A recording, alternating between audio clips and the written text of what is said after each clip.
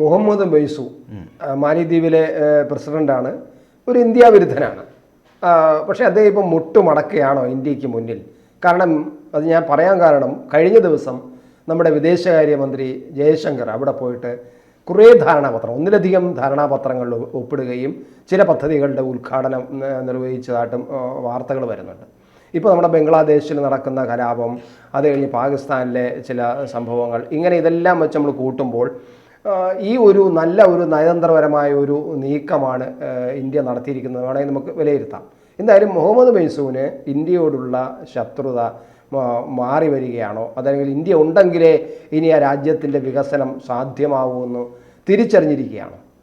ഈ മൊയ്സുവിൻ്റെ ശത്രുത മാറി വരുന്നത് മൊയ്സുവിന് ഇന്ത്യയുടെ മുമ്പിൽ മുട്ടുമടക്കാതെ വേറെ മാർഗമില്ല. അതങ്ങനെ ആയാലേ പറ്റുള്ളൂ. കാരണം അദ്ദേഹം തന്നെ 28 മാലദ്വീപിലെ 28 ദ്വീപുകളുടെ വികസന പ്രവർത്തനങ്ങൾ ഇന്ത്യ ഏറ്റെടുക്കണമെന്ന് പ്രധാനമന്ത്രി നരേന്ദ്രമോദിയോട് അഭ്യർത്ഥിച്ചു. അതിൻ്റെ അടിസ്ഥാനത്തിലാണ് ജയശങ്കർ അവിടെ ചെല്ലുകയും ഈ 28 ദ്വീപുകളിലെ വികസന പ്രവർത്തനങ്ങൾ ഇന്ത്യ ഏറ്റെടുക്കുകയും ചെയ്തിട്ടുള്ളത്. അങ്ങനെയാണ് ഇപ്പോൾ ധാരണാപത്രങ്ങൾ ഏറ്റെടുത്തുള്ളത്. 28 ദ്വീപുകളിൽ പല തരത്തിലുള്ള, അതായത് 6 ഹൈ ഇമ്പാക്റ്റ് കമ്മ്യൂണിറ്റി ഡെവലപ്മെൻറ്റ് പ്രോജക്റ്റുകൾ ഉദ്ഘാടനം ചെയ്തിട്ടുണ്ട്. അതുപോലെ തന്നെ ഈ മാലദ്വീപിലെ ഏകീകൃത പേയ്മെൻറ്റ് ഇൻ്റർഫേസ് UPI അവതരിപ്പിക്കുന്നതിനുള്ള കരാറുകൾ ചെയ്തിട്ടുണ്ട്. ഇന്ത്യയിൽ അധികമായി 1000 മാലദ്വീപ് സിവിൽ സർവീസ് ജീവനക്കാരുടെ ശേഷി വർദ്ധിപ്പിക്കുന്നതിനുള്ള കരാറുകൾ, ഇങ്ങനെ നിരവധി കരാറുകൾ അവിടെ ചെയ്തു. ഈ 28 ദ്വീപുകളിൽ മാനസികാരോഗ്യം, സ്പീച്ച് തെറാപ്പി, വിദ്യാഭ്യാസം തുടങ്ങി ഏതൊക്കെ മേഖലകളിൽ വികസന പ്രവർത്തനങ്ങൾ നടത്തണമോ അതെല്ലാം ചെയ്യുന്നതിനെക്കുറിച്ചുള്ള ധാരണാപത്രങ്ങളും അത് ചെയ്യാം എന്ന് ഏറ്റെടുത്തിട്ടുണ്ട് ഇന്ത്യ. അല്ല, വേറൊരു പ്രധാനപ്പെട്ട കാര്യം, ഈ മാലദ്വീപും ഇന്ത്യയും തമ്മിൽ പ്രശ്നം തുടങ്ങിയതിന് ശേഷം മാലദ്വീപിനൊരു കേന്ദ്ര ബജറ്റ് സഹായമുണ്ട്. ആ ബജറ്റിൽ കഴിഞ്ഞ തവണ അത് 770 കോടിയായിരുന്നു കഴിഞ്ഞ വർഷം. ഇത്തവണ അത് നരേന്ദ്രമോദി 400 കോടിയായി ചുരുക്കി. അത് 330 കോടി രൂപ വെട്ടിച്ചുരുക്കി. അപ്പോൾ മനസ്സിലായി പണി വന്നുകൊണ്ടിരിക്കുകയാണ്. ഇനിയിപ്പോൾ നമ്മളിവിടെ കിടന്നിട്ട് ഈ ഇന്ത്യ വിരുദ്ധതയൊന്നും പറഞ്ഞിട്ട് കാര്യമില്ല. കാരണം ഇന്ത്യയുടെ സഹായമില്ലാതെ മാലദ്വീപിന് മുന്നോട്ട് പോകാൻ കഴിയില്ല. ചൈന എന്ന് പറയുന്നത് ശരിക്കും അവിടെ ചൈനയാണ് പിടിമുറുക്കാൻ, ചൈനയെ കണ്ടുകൊണ്ടാണ് വില കാണിച്ചത്. പക്ഷെ ചൈന കാലത്തും ചൈന അനുകൂല പ്രചരണവും ഇന്ത്യ വിരുദ്ധ പ്രചരണമാണ് ഇത് നടത്തിയത്. അപ്പോൾ ചൈനയെ ഒരിക്കലും വിശ്വസിക്കാൻ പറ്റുന്ന ഒരു രാജ്യമായി മൊയ്സുവിനിപ്പം തോന്നിത്തുടങ്ങിയിട്ടുണ്ട്. വിശ്വസിക്കാൻ പറ്റില്ല എന്ന് തോന്നിത്തുടങ്ങിയിട്ടുണ്ട്. ചൈന എല്ലായിടത്തും പോയി അങ്ങനെയാണല്ലോ ചെയ്യുന്നത്. ഇപ്പോൾ ശ്രീലങ്കയിൽ പോയാലും ഏത് രാജ്യത്ത് ചെന്നാലും അവരുടേതായ ചില താല്പര്യങ്ങളുണ്ട്. അതിന് വേണ്ടിയിട്ട്, അല്ലാതെ ഇവർക്ക് അയൽ രാജ്യങ്ങളോടുള്ള സൗഹൃദമോ സ്നേഹമോ ഒന്നും മാനുഷിക പരിഗണനയൊന്നും ഇല്ലാത്തൊരു രാജ്യമാണ് ചൈന. അത് നമ്മളങ്ങനെ തോന്നുന്നുണ്ടെങ്കിൽ, ആർക്കെങ്കിലും തോന്നുന്നുണ്ടെങ്കിൽ അത് തെറ്റാണെന്ന് അവർ തന്നെ തെളിയിച്ചിട്ടുണ്ട്. ആ രാജ്യം തന്നെ പലപ്പോഴായിട്ട് തെളിയിച്ചിട്ടുണ്ട്. ഇപ്പോഴും ചങ്കില ചൈനയാണ്. ചങ്കില ചൈന എന്ന് പറയുന്നത് അത് കുഴപ്പമൊന്നുമില്ല. ഓരോരുത്തരുടെയും ചെങ്കിൽ ചൈനയോ അവരുടെ വിശ്വാസം. ഈ മാലദ്വീപിലെ 28 ദ്വീപുകളിൽ മലിനജല ശൃംഖല സഹായ പദ്ധതിയായ ലൈൻ ഓഫ് ക്രെഡിറ്റ് ഈ പ്രസിഡന്റ് മുഹമ്മദ് മൊയ്സുവിൻ്റെ സാന്നിധ്യത്തിൽ തന്നെയാണ് എസ് ജയശങ്കറും മാലദ്വീപിൻ്റെ വിദേശകാര്യമന്ത്രിയും ചേർന്ന് ഉദ്ഘാടനം നിർവഹിച്ചത്. ഈ മാലദ്വീപ് എന്നൊക്കെ പറയുന്നത് നമ്മൾ ഈ പറയുന്നെങ്കിലും പിന്നോക്കം നിൽക്കുന്ന ഒരു രാജ്യമാണ്. ടൂറിസം കൊണ്ട് മാത്രം ജീവിക്കുന്ന ഒരു രാജ്യമാണ്. അതുകൊണ്ടാണ് ലക്ഷദ്വീപിലേക്ക് ഈ പ്രശ്നം തുടങ്ങുന്നത് തന്നെ. ലക്ഷദ്വീപിലേക്ക് നരേന്ദ്രമോദി ഈ മൊയ്സു വന്നതിന് ശേഷം ഇന്ത്യയിലേക്കൊന്നും വന്നില്ലല്ലോ. അദ്ദേഹത്തിന് അല്ല, അത് ആദ്യം അദ്ദേഹം വരാൻ താല്പര്യം പ്രകടിപ്പിച്ചില്ല. പിന്നീടാണ് അദ്ദേഹം വന്നത്. അപ്പോൾ നമ്മുടെ റിപ്പബ്ലിക് ഡേക്കാണെന്നാണ് തോന്നുന്നത്. എൻ്റെ ഓർമ്മ സത്യപ്രതിജ്ഞയ്ക്കൊക്കെ വന്നില്ല. സത്യപ്രതിജ്ഞയ്ക്ക് വന്നു. അപ്പോൾ ഇദ്ദേഹം നരേന്ദ്രമോദി ലക്ഷദ്വീപിലേക്ക് ചെല്ലുന്നു. ലക്ഷദ്വീപിൽ ചെന്ന് കസേരയൊക്കെ ഇട്ട് അവിടെ ഇരുന്ന് കാറ്റൊക്കെ കൊണ്ട് അതിൻ്റെ ഫോട്ടോ സോഷ്യൽ മീഡിയയിലടക്കം എല്ലായിടത്തും വ്യാപകമായി പ്രചരിച്ചു തുടങ്ങിയപ്പോഴാണ് അവിടുത്തെ 3 മന്ത്രിമാരുൾപ്പെടെ നമ്മുടെ പ്രധാനമന്ത്രിയും നമ്മുടെ രാജ്യത്തെയും അറ്റാക്ക് ചെയ്യുന്ന തരത്തിലേക്ക് സോഷ്യൽ മീഡിയയിൽ വലിയ പ്രചാരണം അഴിച്ചുവിടുകയും അത് ശക്തമായ പ്രതിഷേധം ഇന്ത്യയിലുണ്ടായി. അപ്പോൾ ആ പ്രതിഷേധം ഇന്ത്യയിലുണ്ടായപ്പോൾ തന്നെ മൊയ്സു ആദ്യം അത് കൂട്ടാക്കിയില്ലെങ്കിൽ പോലും, പക്ഷേ ആ മന്ത്രിമാർക്ക് അവിടെ തുടരാൻ പറ്റിയില്ല. ആ പ്രതിഷേധം വന്നപ്പോഴത്തേക്ക് രാജിവെക്കേണ്ട അവസ്ഥ. അപ്പോൾ ഒരു നമ്മുടെ രാജ്യത്തിനെതിരായി അല്ലെങ്കിൽ നമ്മുടെ പ്രധാനമന്ത്രിക്കെതിരായി ഒരു കമന്റ് വരികയും ലക്ഷദ്വീപിൽ അദ്ദേഹം വന്നപ്പോഴാണ്. അപ്പോൾ ലക്ഷദ്വീപിലെ ടൂറിസത്തിന്റെ സാധ്യത, അതായത് ഒരു രാജ്യത്തിന്റെ പ്രധാനമന്ത്രി വന്നിരിക്കുമ്പോൾ ആ ഒരു സ്ഥലത്തിന് കിട്ടുന്ന പ്രാധാന്യമുണ്ട്. അതുവരെ ലക്ഷദ്വീപിലേക്കൊക്കെ നമുക്ക് പോകാൻ ആഗ്രഹമുണ്ടെങ്കിൽ ലക്ഷദ്വീപ് പലരും മാലദ്വീപിലേക്ക് പൊയ്ക്കൊണ്ടിരുന്ന ആളുകൾ, ഇന്ത്യക്കാരുൾപ്പെടെയുള്ള ടൂറിസത്തിൻ്റെ വലിയ പങ്ക് ലക്ഷദ്വീപിലോട്ട് മാറി. ലക്ഷദ്വീപിലേക്ക് വരണം. ലക്ഷദ്വീപാണ് നമ്മുടെ രാജ്യത്തെ ഈ കടലോര ദ്വീപായ ലക്ഷദ്വീപിലേക്ക് വരണം എന്നുള്ള ഒരു ചിന്ത ആളുകളിലേക്ക് വരാൻ തുടങ്ങി. ആളുകൾ ലക്ഷദ്വീപിലെ പിന്നെ ഹാഷ്ടാഗ് കൊണ്ട് മാലിയിൽ പോകാതെ ലക്ഷദ്വീപിലേക്ക് വരണം എന്നുള്ള ചിന്തയിലേക്ക് മാറി. അപ്പോൾ ഇത് വന്നപ്പോൾ അവിടെ കടുത്ത പ്രതിഷേധം വരുന്നു. ഇന്ത്യക്കെതിരെ ഇന്ത്യാവിരുദ്ധ നിലപാടുകളും ഇന്ത്യൻ പ്രധാനമന്ത്രിയെ അധിക്ഷേപിച്ചുകൊണ്ടുള്ള കുറിപ്പുകളും ഒക്കെ വന്നു തുടങ്ങി. അപ്പോൾ അങ്ങനെ വന്നപ്പോഴാണ് അവർക്ക് അവിടെ രാജിവെക്കേണ്ടി വന്നു.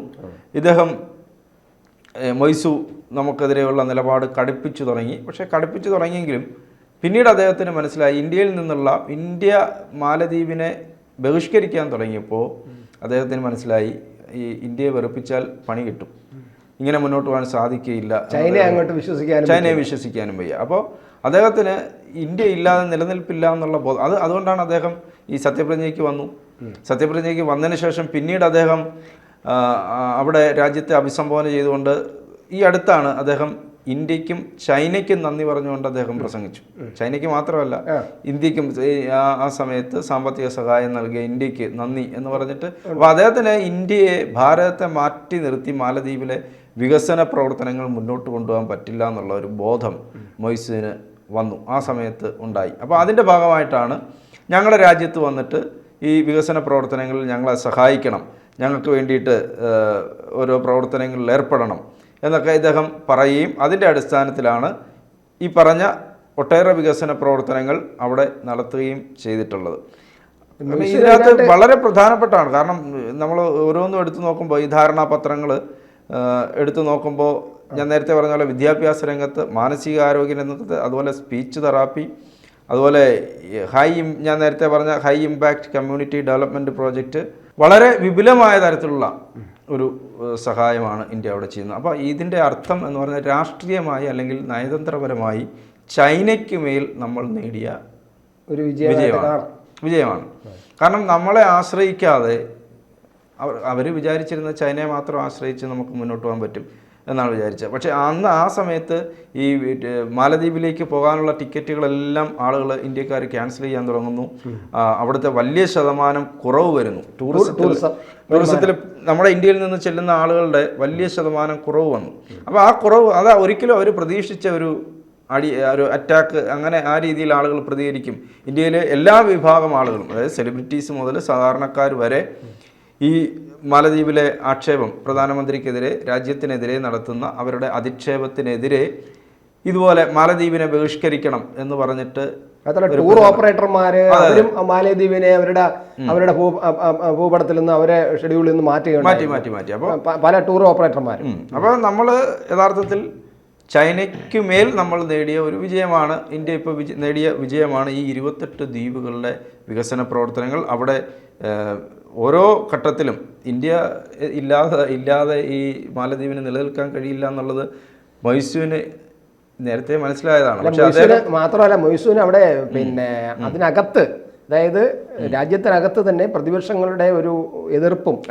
ഇന്ത്യാവിരുദ്ധ പ്രവർത്തനത്തിന്, അല്ല ഇന്ത്യാവിരുദ്ധ മനോഭാവത്തിന് എതിരായിട്ട് ശക്തമായ ഒരു പ്രതിപക്ഷ മുന്നേറ്റം അവിടെ ഉണ്ടായി. അത് യഥാർത്ഥത്തില് ഇന്ത്യയുടെ നയതന്ത്രപരമായ ഒരു നീക്കമാണ്. നമ്മൾ കാണുന്നത് പോലെ ഇന്ത്യ അങ്ങനെ നിസ്സാരമായിട്ട് ലോകത്തിലെ ഒരു രാജ്യത്തിന് ഇന്ത്യ അങ്ങനെ അങ്ങ് മോശമാക്കി പറ്റില്ല എന്നുള്ളത് നമ്മൾ നേരത്തെ നമ്മളുടെ രാജ്യത്തിന്റെ ഗ്രോത്ത് അല്ലെങ്കിൽ നമ്മുടെ രാജ്യത്തിന്റെ പവർ എന്ന് പറയുന്നത് മുമ്പുണ്ടായിരുന്നത് പോലെ അല്ല എന്നുള്ളത് രാജ്യത്ത് ഈ ലോകത്തുള്ള പല രാഷ്ട്ര തലവന്മാർക്കും അറിയാം. നമ്മൾ കൃത്യമായി, എനിക്ക് ഒരു കാര്യം ഉള്ളത്, ഞാൻ ഓർക്കുന്ന പണ്ടൊരു ഈ കടൽ കൊള്ളക്കാർ നമ്മുടെ ഇന്ത്യക്കാരെ ബന്ദികളാക്കി. അപ്പോൾ ആ സമയത്ത് ഇന്ത്യയിൽ ഇലക്ഷൻ വരികയാണ്. അപ്പോൾ 1 വർഷമോ 2 വർഷമോ കണ്ടായിട്ട് ഇവരെ ബന്ദികളാക്കി അവിടെ പിടിച്ചിട്ടിരിക്കുകയാണ്. ഏത് രാജ്യമാണെന്ന് ഞാനിപ്പോൾ ഓർക്കും, കുറച്ച് വർഷം മുമ്പാണ്. അപ്പോൾ ഇവരെ ബന്ദികളാക്കി അവിടെ ഇട്ടിരിക്കുകയാണ്. ഇവർക്ക് മോചനദ്രവ്യത്തിൻ്റെ കാര്യമൊക്കെ പറഞ്ഞിട്ട് ഇവരെ മോചിപ്പിക്കാൻ പറ്റില്ല. ആ കൂട്ടത്തിൽ മലയാളികൾ ഉൾപ്പെടെയുള്ള ആളുകളുണ്ട്. അങ്ങനെ വരുമ്പോഴാണ് ഇലക്ഷൻ വരുന്നത്, ഇന്ത്യയിൽ ഇലക്ഷൻ വരുന്നു. ഇലക്ഷൻ വന്നു, നരേന്ദ്രമോദി ആദ്യമായി അധികാരത്തിൽ വരികയാണ്. അധികാരത്തിൽ വന്ന സമയത്ത് പെട്ടെന്നൊരു ദിവസം ഈ കൊള്ളക്കാർ എന്നിട്ട് പറഞ്ഞു, നിങ്ങളെല്ലാം വിടുകയാണ്, നിങ്ങളെ ഇനി ഞങ്ങൾ തടവിലാക്കുന്നില്ല. അപ്പോൾ ഇവർ അന്തം വിട്ടു. കാരണം അവർക്ക് ഒന്നും അറിയാൻ വയ്യ, പുറത്ത് നടക്കുന്നതൊന്നും അവർക്ക് അറിയത്തില്ലല്ലോ. അപ്പോൾ എന്താണ് സംഭവം എന്ന് ചോദിച്ചാൽ പറഞ്ഞു, ഇന്ത്യയിൽ പ്രധാനമന്ത്രി മാറി, മൻമോഹൻ സിംഗ് മാറി, അവിടെ നരേന്ദ്രമോദി അധികാരത്തിൽ വന്നു. അപ്പോൾ നരേന്ദ്രമോദി അധികാരത്തിൽ വന്നതുകൊണ്ട്, അതായത് കരുത്തുറ്റ ഒരാൾ അവിടെ ആ രാജ്യത്തിൻ്റെ പ്രധാനമന്ത്രിയായി വരികയാണ്, അധികാരത്തിൽ വരികയാണ്. അതുകൊണ്ട് ഇനി നിങ്ങൾ എവിടെ പിടിച്ചിട്ടിരുന്നാൽ ഞങ്ങൾക്ക് കുഴപ്പമാണ്. അതുകൊണ്ട് നിങ്ങൾ അത് ഇത് കഥയല്ല, എനിക്കറിയാം. നമ്മുടെ ഈ സ്ഥിരം കൊടൽക്കൊള്ള, എനിക്കൊന്ന് സൊമാലിയാണോ, മലയാളികളുണ്ടായിരുന്നു. അവരുടെ അനുഭവങ്ങൾ അവർ വന്ന് പറഞ്ഞു കൃത്യമായിട്ട്. അപ്പൊ എന്തായാലും മൊയ്സുവിനും കൃത്യമായിട്ട് പണി കൊടുത്തു, നയതന്ത്രപരമായിട്ട് അതിനകത്ത് പണി കൊടുത്തു. ആ പണിയോടൊപ്പം തന്നെ ഇപ്പോൾ നമ്മൾ വികസന പ്രവർത്തനത്തിന് അവരുടെ കൂടെ പങ്കാളിയാകുന്നു. കൃത്യമായിട്ടും മാലിക്ക് ഇനി ഇന്ത്യ വിട്ട് കളിച്ച് ഒരു കളി കളിക്കാൻ ഒക്കില്ല. അവർക്കറിയാം അവരുടെ രാഷ്ട്രീയ നിലനിൽപ്പ് പോലും അപകടത്തിലാകും. ചൈന മാത്രം കൊണ്ട് നിൽക്കില്ല എന്നുള്ളത് മനസ്സിലായി കഴിഞ്ഞു എന്നാണ് തോന്നുന്നത്. 48% നമ്മൾ സഹായം വെട്ടിക്കുറച്ചത്. അപ്പോൾ അതും കൂടെ വെട്ടിക്കുറയ്ക്കുമ്പോൾ മനസ്സിലാവും ഇത് അങ്ങനെ കളിച്ചാൽ കളി പഠിപ്പിക്കും എന്നുള്ളത് മനസ്സിലാവും. മൊയ്സു യഥാർത്ഥത്തിൽ മുട്ടുകുത്തി മുട്ടുകുത്തി